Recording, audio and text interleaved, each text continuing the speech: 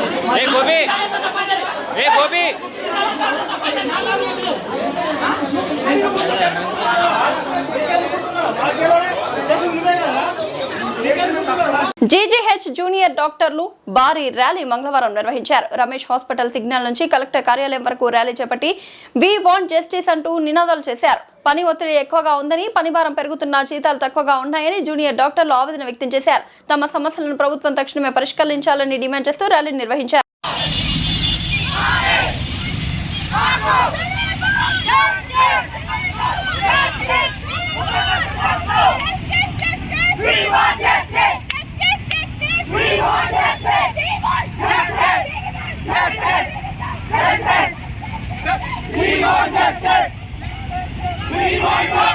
ప్రపంచవ్యాప్తంగా గుర్తింపు పొందిన premium quick service restaurant brand German donor kebab Bharat లోకి అధికారికంగా ప్రవేశించింది. Hyderabad Jubilee hills film Nagar లో దేశంలోని తొలి అవుట్లెట్ ను ప్రారంభించింది. భారత్ లో మాస్టర్ ఫ్రాంచైజ్ భాగస్వామిగా జీజీసీ ఇండియా వ్యవహరిస్తోంది. హైదరాబాద్ కేంద్రంగా ప్రారంభమైన కార్యకలాపాలను దశల వారీగా దేశవ్యాప్తంగా విస్తరించేందుకు సంస్థ ప్రణాళికలు రూపొందించింది. దీర్ఘకాలంలో భారత్ లో 450కి పైగా రెస్టారెంట్లను ఏర్పాటు చేయాలని లక్ష్యంగా పెట్టుకుంది. సొంత అవుట్లెట్లతో పాటు ఫ్రాంచైజీ విధానంలోనూ రెస్టారెంట్లను ఏర్పాటు చేశారు.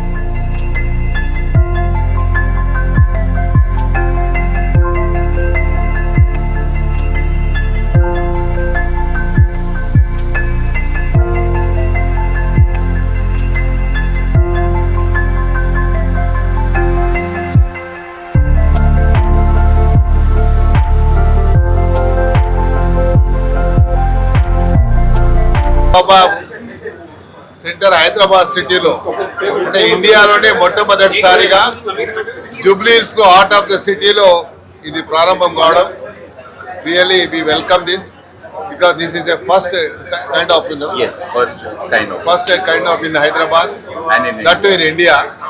So we all bless him and may God bless him, wish him all the best. And ఈ జర్మన్ డోనల్ కబాబ్ ఏదైతే ఉందో మేము విన్నాం అక్కడ బయట కంట్రీలో పోయినప్పుడు, కానీ ఇండియాలో ఫస్ట్ టైం చూడము నాకు సర్ప్రైజింగ్ అనిపించి as soon as they invited me I said I'll definitely come and see actually what's this General Donald Kebab. So I would like to congratulate them and all the best. May God bless them. Thank you. సామాజిక న్యాయం పేరుతో CM Revanth Reddy ప్రజలను మభ్యపెడుతున్నారని తెలంగాణ రక్షణ సేన అధ్యక్షురాలు కల్వకుంట్ల కవిత విమర్శించారు. తెలంగాణ రక్షణ సేన మీడియా సమావేశంలో మాట్లాడిన ఆమె మంత్రివర్గంలో బీసీలు, మహిళలు, ఎస్సీ, ఎస్టీలకు తగిన ప్రాధాన్యత ఇవ్వలేదని దుయ్యబట్టారు. 56% ఉన్న బీసీలకు కేవలం 3 మహిళలకే 2 మంత్రి పదవులు ఇవ్వడం అన్యాయమన్నారు. ప్రొఫెసర్ జయశంకర్ జయంతిని పురస్కరించుకుని ఆగస్టు 6న సామాజిక న్యాయ సంకల్ప సభ నిర్వహిస్తున్నట్లు వెల్లడించారు. జై తెలంగాణ. అందరికీ నమస్కారం. ఇవాళ మీడియా సమావేశం ద్వారా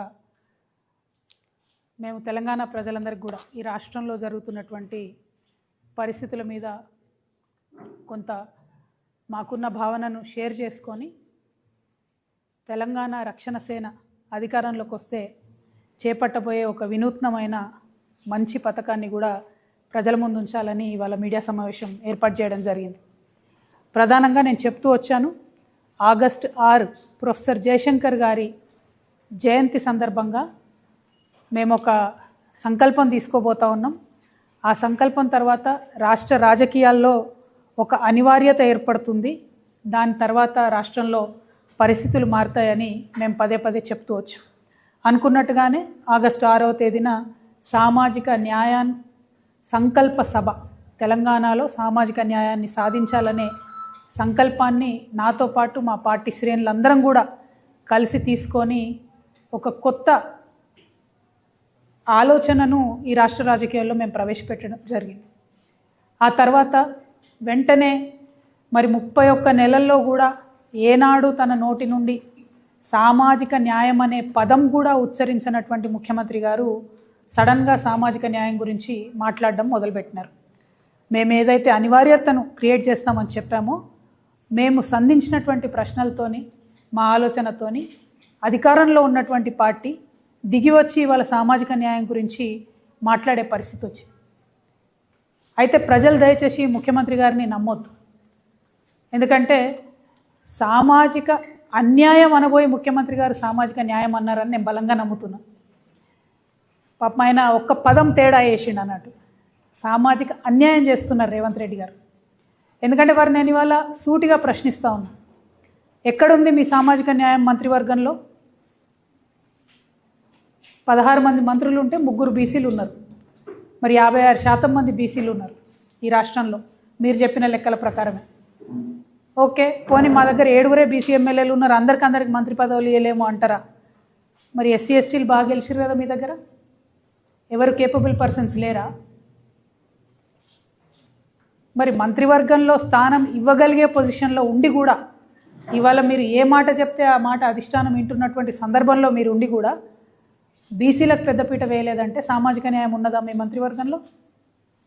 2 ఆడబిడ్డలను ఇచ్చినామని చెప్పి గొప్పగా చెప్పుకుంటున్నారు. మరి విజయశాంతి గారు లాంటి ఉద్యమకారురాలని పక్కన పెట్టి మంత్రివర్గంలో ఆమెకు స్థానం ఇవ్వకుండా ఎమ్మెల్సీని చేసి ఆమెను సైలెంట్ చేసి మరి మహిళలకు ఇచ్చినామంటున్నావు. 33% అవుతుందా? అది కనీసం 33%? 2 people అంటే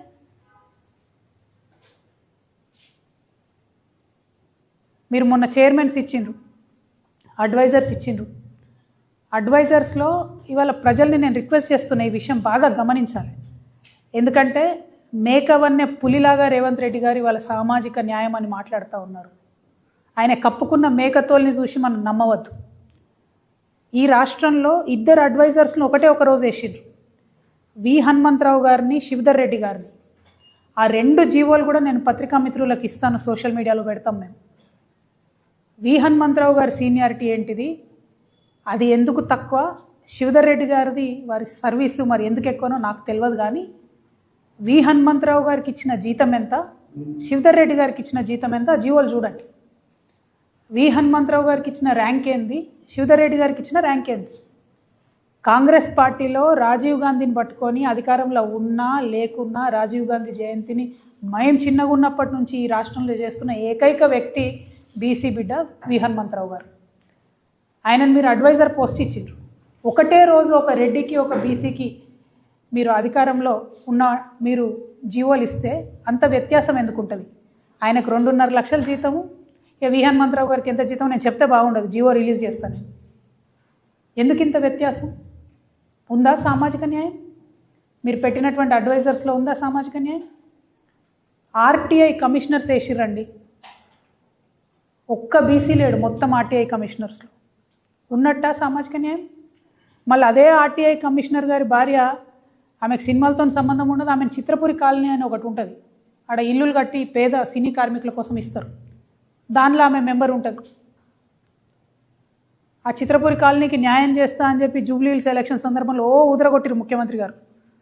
52 జడ్జిమెంట్లు ఉన్నాయి పాపం వాళ్ళకి, పేద సినీ కళాకారులకు. ఇంతవరకు న్యాయం చేయలేదు. అంటే ఇటుపక్క అప్పర్ కాస్ట్ వాళ్ళే ఉంటారు ఆర్టీఐలో, పేద కళాకారుల పక్షాన కూడా వీళ్ళే ఉంటారు, సంబంధం లేనటువంటి వాళ్ళు. అంటే బేసిక్గా రేవంత్ రెడ్డి గారు చెప్పేది సామాజిక న్యాయం, కానీ పాటించేది ఆటవిక న్యాయం.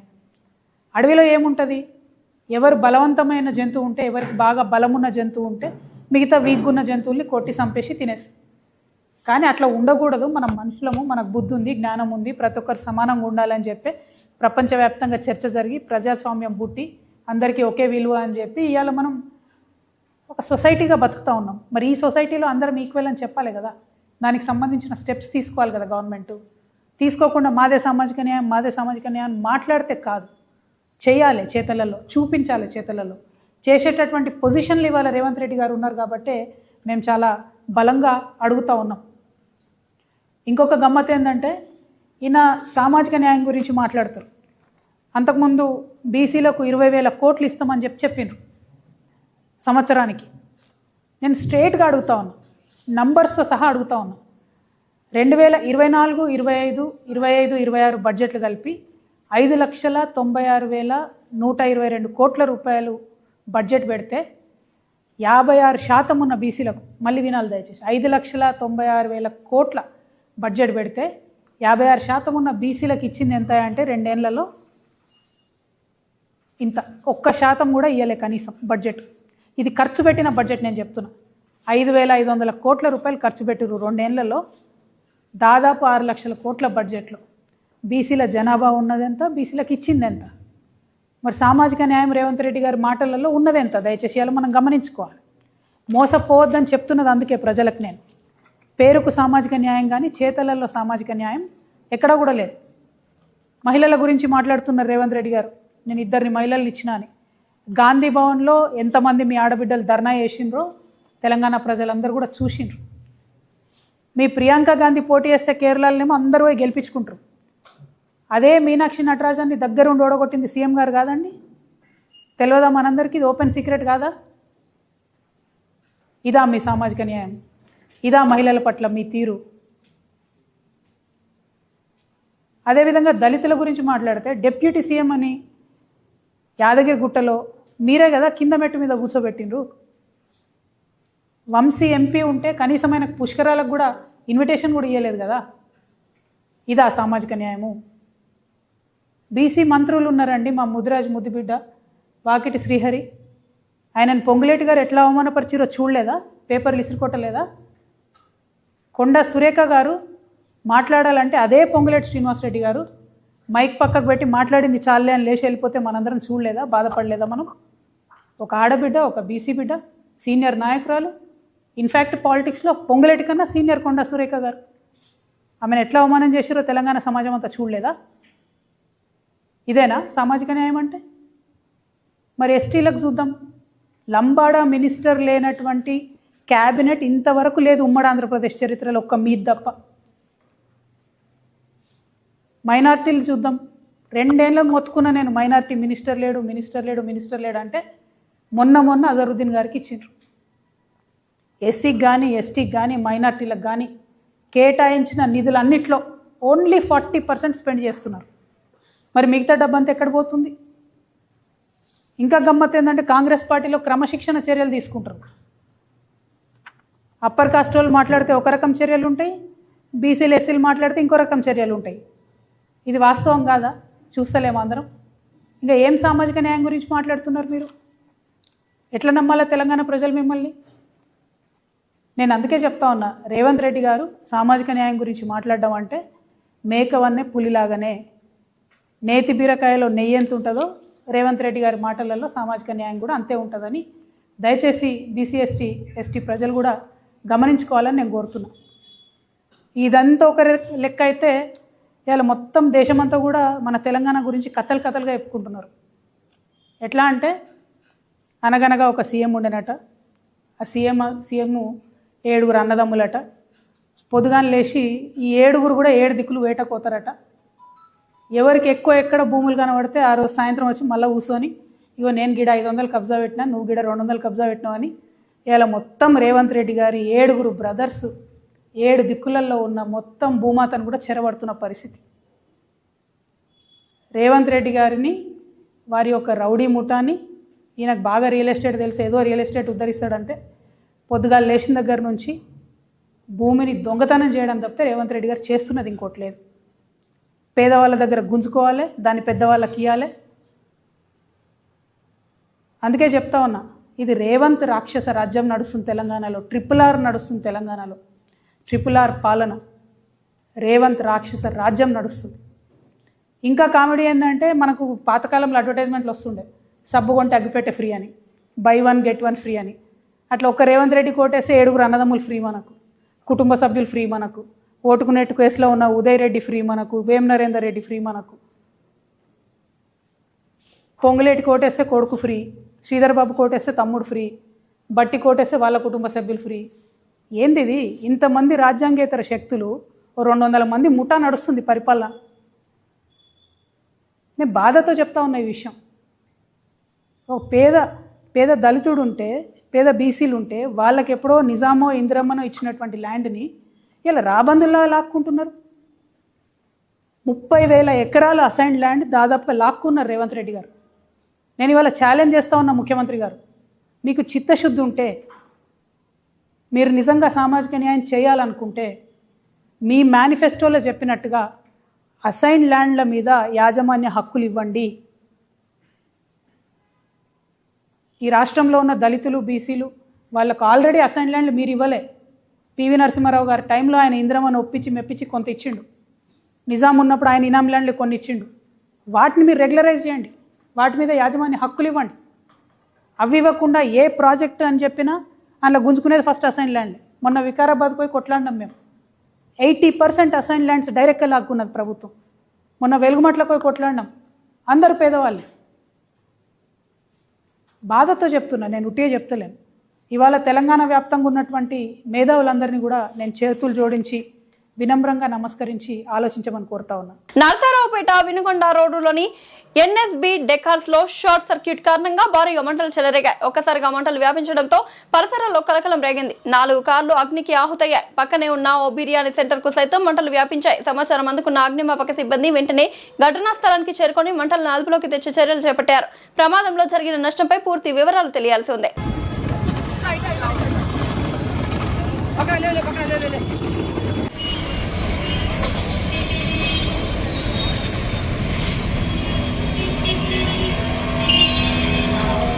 డిఎస్సి అవకతవకలపై సిబిఐ విచారణ జరిపించాలని డిమాండ్ చేస్తూ వైసీపీ ఎమ్మెల్సీలు మంగళవారం శాసన మండలికి ర్యాలీగా బయలుదేరారు. అయితే వారిని పోలీసులు అడ్డుకోవడంతో శాసన మండలి పరిసరాల్లో ఉద్రిక్త పరిస్థితులు నెలకొన్నాయి. డిఎస్సి నియామకాల్లో అవకతవకలు జరిగాయని ఆరోపించిన వైసీపీ ఎమ్మెల్సీలు ఈ వ్యవహారంపై సమగ్రంగా దర్యాప్తు చేసేందుకు సిబిఐ విచారణ ఆదేశించాలని డిమాండ్ చేశారు. డిఎస్సి వ్యవహారానికి బాధ్యత వహిస్తూ మంత్రి నారా లోకేష్ రాజీనామా చేయాలని డిమాండ్ చేశారు.